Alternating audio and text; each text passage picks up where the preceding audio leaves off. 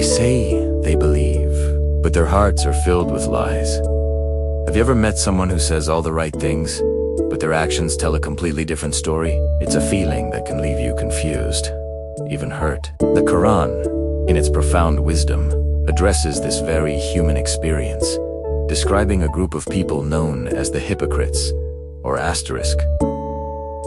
Munafiqun. In Surah Al-Baqarah, the longest chapter of the Qur'an, Allah dedicates several verses to unmasking their true nature. Not just for us to judge others, but as a mirror for our own souls. Let's journey together through verses 11 to 20 of this magnificent surah.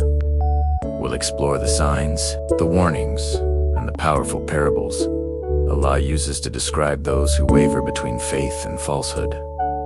This isn't just about ancient history. It's a timeless lesson about sincerity, conviction, and the state of the human heart. The narrative begins with a direct confrontation. Allah tells us, "And when it is said to them, 'Do not spread corruption on the earth,' they say, 'We are only peacemakers.'" Imagine this scene. Someone is actively causing division, spreading rumors, and undermining the community. Yet when confronted, they put on a mask of innocence. They claim their intentions are pure, that they're only trying to help to make peace. But Allah, who knows what is hidden in the hearts, immediately follows this with a stark declaration. But truly, they are the corruptors, yet they realize it not. This is a crucial point. Sometimes, hypocrisy is a conscious choice, but often, it's a form of self. They have told themselves the lie so many times that they've started to believe it. They are so lost in their own narrative that they are blind to the chaos they create. They lack the self-awareness to see the damage they are doing. It's a profound spiritual sickness where one's perception of reality becomes completely warped. Then, the Quran moves to the issue of belief itself. And when they are told, "Believe as the people have believed," they say, "Shall we believe as the foolish have believed?" Here, we see the arrogance of the hypocrite. They look down upon the sincere believers, the companions of the Prophet Muhammad, peace be upon him, and those who followed them in truth. They see genuine, heartfelt faith as simple-minded or naive. In their minds, their complex maneuvering and intellectual gymnastics are a sign of superiority. But again, Allah turns their logic on its head. Truly, they are the foolish, but they know it not. True foolishness isn't having simple, sincere faith. True foolishness is trading the eternal for the temporary. It's looking at the pure light of guidance and calling it darkness. Their arrogance blinds them to the ultimate truth. They believe they are outsmarting everyone, but in reality, they are only fooling themselves, trading a priceless treasure for something utterly worthless. The next verse paints a vivid picture of their dual-faced nature. And when they meet those who believe, they say, "We believe." In the company of the faithful, they fit right in. They pray with them. They speak their language. They adopt their customs. They present a flawless facade of piety and camaraderie. But when they are alone with their devils, referring to their leaders or their own inner whispers, they say, "We are with you. We were only mocking." The mask comes off. The truth is revealed. Their declaration of faith was just a performance, a joke. They were gathering information, seeking to undermine the believers from within, or simply trying to secure the benefits of being part of the community without any of the commitment. Their loyalty is a shifting shadow, always aligning with what seems most advantageous at that moment. One might wonder, how does Allah respond to this mockery? The Quran tells us Allah mocks them and prolongs them in their transgression, wandering blindly.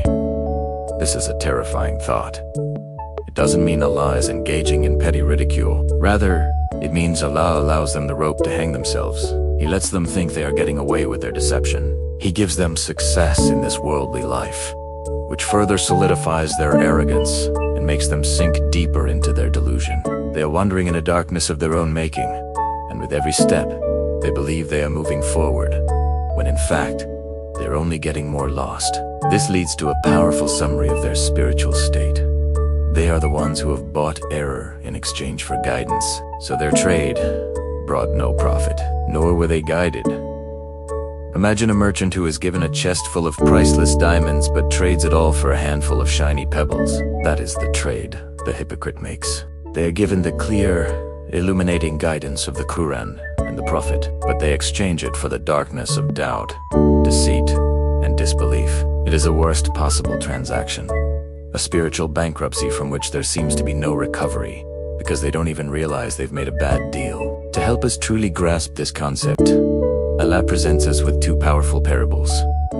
The first is of fire. Their example is like a person who kindled a fire. When it illuminated what was around him, Allah took away their light and left them in darkness, unable to see. The fire represents the light of Islam that they outwardly professed. For a moment, they enjoyed its benefits, the warmth of community, the safety, the clarity it provided. But because their belief was not rooted in their hearts, because it was just for show, Allah took that light away. Not the physical fire, but the spiritual light. The asterisk, Nur, asterisk. He left them in layers of darkness. The darkness of their hypocrisy, the darkness of their disbelief, and the physical darkness of their soul. They are rendered completely blind, unable to find their way. The Quran then adds, deaf, dumb, and blind. They will not return to the right path. They are deaf to the call of truth, dumb when it comes to speaking the truth, and blind to the signs of Allah all around them. It's a state of complete sensory and spiritual shutdown. The second parable is of a storm, or like a rainstorm from the sky, with darkness, thunder, and lightning. This represents the Quran itself. The rain is a mercy, bringing life, but for the hypocrites, it's a terrifying storm. The darkness is the doubt and confusion in their hearts. The thunder represents the warnings and threats in the Quran that scare them, and the lightning is the bright, clear truth of the verses that flashes intermittently, exposing them their reaction. They put their fingers in their ears for fear of death. They can't handle the truth. The warnings of the hereafter are too much for them to bear, so they try to block it out. But the verse reminds us, Allah encompasses the disbelievers from every side. There is no escape. You can put your fingers in your ears, but you cannot escape the reality of Allah's power and knowledge. The lightning almost snatches away their sight. Whenever it lights up for them, they walk in it, but when darkness covers them, they stand still. This perfectly captures their wavering state. When things are good, when Islam seems beneficial, when a verse of the Quran appeals to their worldly interests, they walk in its light. But as soon as a challenge arises, a verse requires sacrifice, or darkness returns, they freeze, paralyzed by their doubt and fear. They have no steady path, no firm footing. The passage concludes with a final, powerful reminder of divine omnipotence. If Allah willed, He could take away their hearing and sight. Surah Al-Baqarah. Allah has power over all things. This is a warning that the very faculties they use to deceive their ability to hear the believers and see their state, which they then use for Makariar, a gift from Allah.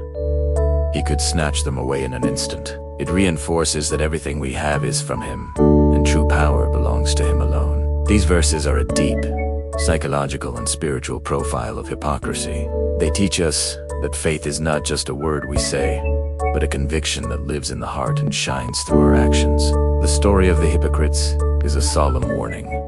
Protect your heart from deceit, arrogance, and doubt. A believer's light, the light of true faith, is a precious gift. It only fades when we, ourselves, choose the path of darkness. Let us ask Allah to purify our hearts, to make our inner selves better than our outer selves, and to keep us firm upon the straight path.